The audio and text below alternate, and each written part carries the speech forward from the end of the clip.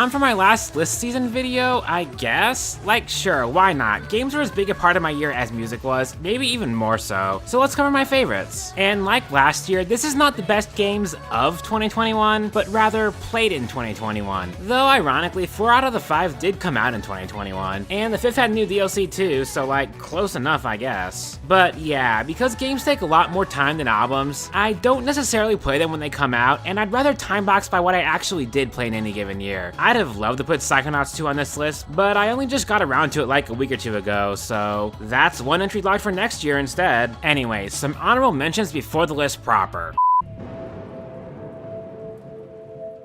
Okay, I say honorable mentions, but this is more of an award for the most love-hate game ever, because I hate this game. One of the worst gaming experiences I had this year, though not the worst. Hello, Crash 4. But as far as a game goes, this is bottom of the barrel, sheer misery start to finish. Also, I kinda love it. Slugcat is adorable. The visuals and atmosphere are amazing. The interconnected map design is outstanding. I love the organic feel of everything. The problem is, all these frames don't make the game fun, which it is not at all, but I can't help but hold a begrudging respect for it anyways.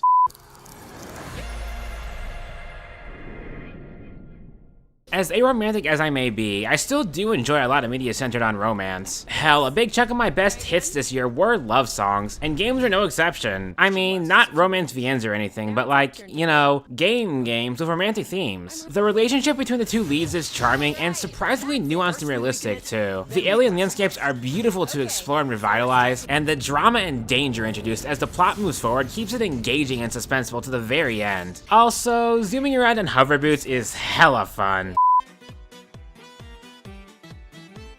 I've played through many attempts at rhythm platformers before, and damn if this isn't one of the best of them all, though still not perfect either. The core rhythm mechanic generally does feel pretty good though, and there's that rhythm game aspect of mastery and rank that the game encourages, though I kinda wish they just made the main game play like the hard mode does, cause it's way more fun that way. Every level has its own banger of a song too, and while the difficulty stays mostly manageable, the final boss is maybe a bit too much of a difficulty spike, though it's thrilling when you do complete it. Heart pounding even.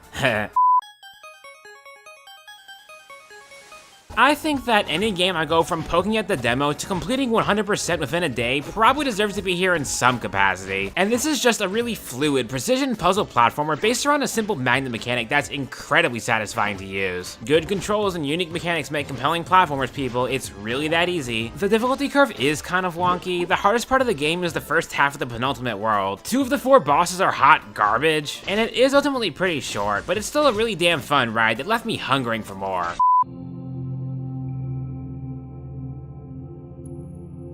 Cat Samurai, enough said. Okay, no, but this is a Metroidvania that manages the rare feat of both having really smooth, challenging platforming and incredibly polished, fluid combat, on top of a very pleasant visual style, a blisteringly fast pace, and a decent amount of exploration to boot. Again, kind of a small game that I wish were larger, but it's jam-packed with action start to finish, with like at least 30 bosses, and it just feels incredibly good to play, so I can hardly complain. You're a cat with a sword. That rules. What could be cooler than a cat with a sword?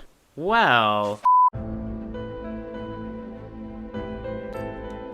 I mean, like, come on now, this is just bait. Like, okay, this one actually is kind of personal. This gave me Crowphoria at just the right time, and might have maybe been responsible for some of Crow's design too. But like, I'm a happy bappy, hoppy boppy, rolly slashy, shooty smashy crow with a sword. That's peak video games, man. Like, it helps that it's a fun and not overly challenging isometric Souls-like with beautiful environments, a compelling story, topped off with one of the best bosses I fought in recent memory, or maybe ever. The penultimate boss of the game, for the record, didn't care for the final boss. But also, Crow with a sword, come on, man.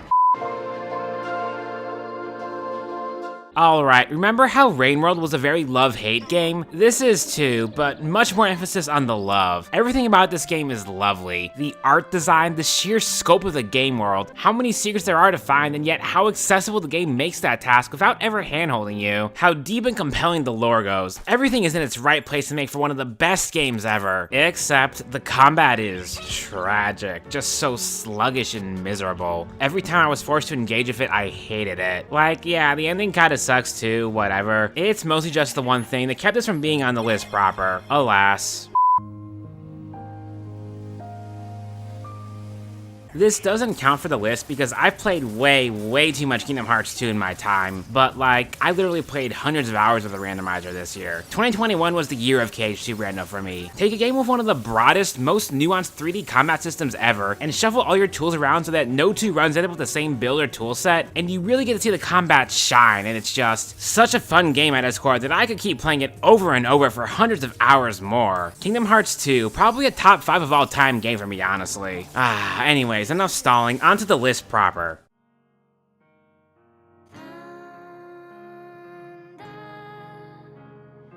So, I never finished Breath of the Wild. Like, I'm totally on board with it in theory, but the combat sucked and the world just felt too big for how little there actually was to find. So, what if someone made a game that takes the core premise of absurdly huge map littered with interesting places to explore, cuts out the combat entirely, gives you a swag as hell bike to preserve the scale, while also letting you traverse the vast environments at a brisk pace, all alongside an even more compelling visual style, a beautiful narrative about finding your place in the world. And also, did I mention an OST by acclaimed indie pop artist Japanese Breakfast? Maybe you've heard of her? It feels like everything is moving.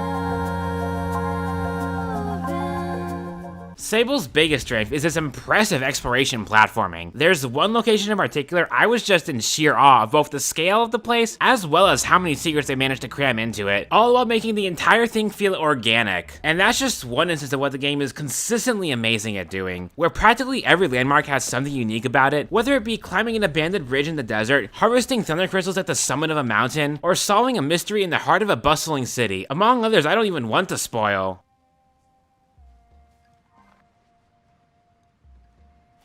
It's a really cozy, relaxing game where you're allowed to explore at your own pace without any set end goal. Do whatever you want, maybe even solve some people's problems along the way, but you don't have to do anything if you don't want to. You can choose when to call it quits, or you can explore everything there is to see and learn some shocking things about your world along the way. Like, yeah, to this day, the game still has performance issues and bugs that harm immersion, and that's a shame, but like, they didn't really hamper my experience either. It's a stress-free exploration adventure, a kind of game I'd be happy to have more of in my life, and a gripping and emotional tale of self-discovery alongside it.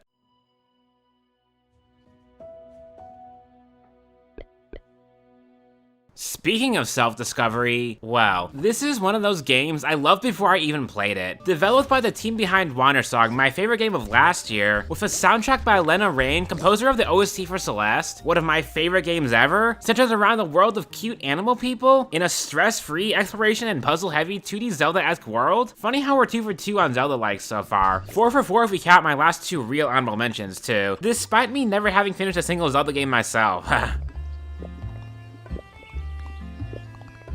And yet, despite all that, I didn't love this one quite as much as Wandersong. Maybe it's because of high expectations, maybe it's because I relate more to music as a medium than I do painting, maybe because this is way more video gamey and not quite as narrative-centric. Whatever it is, I still love it, don't get me wrong. The painting mechanics are a delight to play with, and there's a plethora of other mechanics and puzzles that, again, keep it feeling constantly fresh and inventive start to finish. And even the rare times combat does show up, it's more for visual and oral flair than, well, actual challenge. And the fights are all unique and fun in their own ways, and creepy, especially creepy.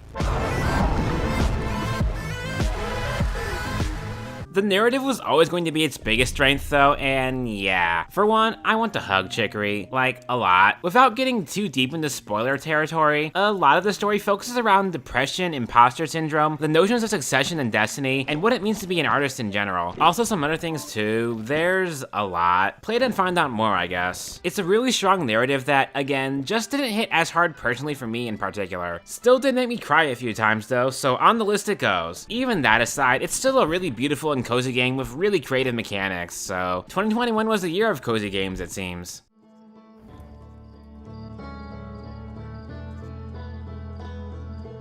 To be clear, this is here for the main game only. The DLC is good, but not as good, and its last leg is genuinely awful, so yeah. Outer Wilds, light spoiler warning in 3, 2, 1. It's a time loop game. The sun is about to explode and you have to stop it from doing that. How, you ask? Archaeology. Alien archaeology specifically. Yeah, much like Heaven's Vault last year, this is a game about traveling through the stars, visiting strange places, learning about an ancient extinct culture, and using that knowledge to unravel the secrets of the universe. Or something like that. Where this game really succeeds is in its world designs and puzzles. Each planet has its own unique gimmick and atmosphere, and while Dark Bramble is kind of a bad idea, the rest are all really damn cool and filled with interesting challenges to overcome and equally interesting places to explore. It's hard to say too terribly much without spoiling anything here admittedly, because the real joy of this game is using all the knowledge you've gained to finally crack a tough puzzle and be rewarded with the coolest damn thing you've ever seen, and I don't want to ruin either part of that for y'all. What I will say is that, in some ways, it exceeds Heaven's Vault. It has more gameplay for one. Platforming aside, you do have to put in effort to progress the narrative in this game, and the pacing in general is a lot faster. Though, personally, I enjoyed the meditative experience the slower pacing of Heaven's Vault offered, as well as the translation mechanic that Outer Wilds lacks. I don't really know which one is quote-unquote better. All I do know is that we need more archaeology games, damn it. Both La Mulana's, these two games, and nothing else that I can think of that's like doing actual archaeologic work like this. Huge untapped market for any aspiring indie devs, and one that always seems to strike gold too, just saying.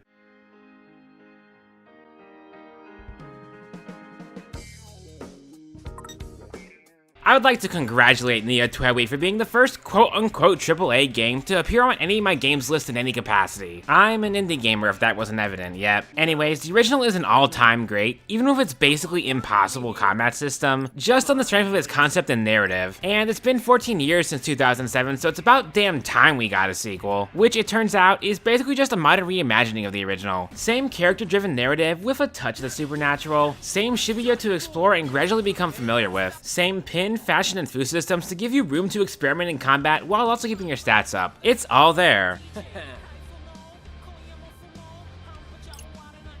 The biggest change is, of course, the combat itself, which is just scarily fast-paced, almost to a fault, where you go from controlling 2 characters to up to 6, albeit simply activated with basic button presses this time. It can become too chaotic to follow and basically devolves into a button masher on all but the most challenging of fights, but whatever, it's fun, and there are so many different attack types, and even lots of nuances to make almost every pin feel unique. It's way more fun than the original's combat ever was. Maybe not as nuanced or balanced as, say, a Kingdom Hearts 2, but it's still damn fun.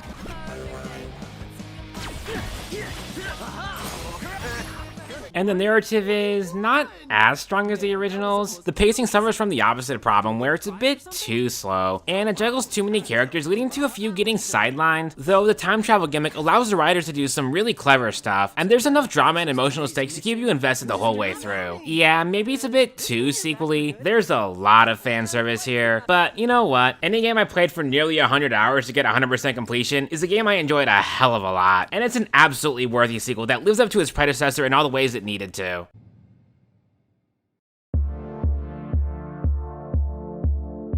After 4 games that are as compelling in terms of narrative as they are gameplay, it feels weird to top the list with a game that's pure mechanics and nothing else, but to put it bluntly, this may be the best puzzle game I've ever played. It's a masterpiece of puzzle design. It's like part Space Chem space management, part witnessy, or maybe filamenty, learning by experimentation, part giant meta puzzle that feels like you're repairing a giant machine one screen at a time. And only by really learning how everything works are you rewarded with the most devious puzzles and most tantalizing secrets the game has to offer.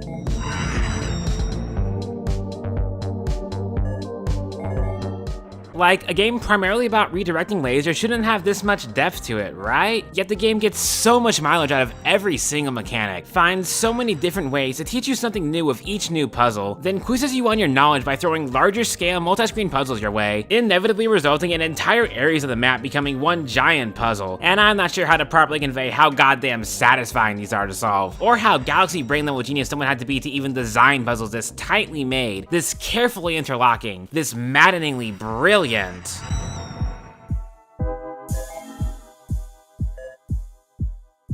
It's barely a footnote compared to how masterfully the puzzles are crafted, but the aesthetic is pretty dope too. A very polished and shiny minimalist style, made perfectly colorblind accessible via giving each color a unique shape. A bopping electronic soundtrack that can wear out its welcome after hours and hours on loop, I guess. Whatever, none of that really matters. It's the puzzles that matter, and they delivered in spades. And I can't really convey why it's so great in a video like this. All I can do is just tell you to go play it if you can. Free demo on Steam, hint hint. But what I can do and am proud to do is call Solus 128 both my favorite game I played in 2021 and the best game of 2021, period.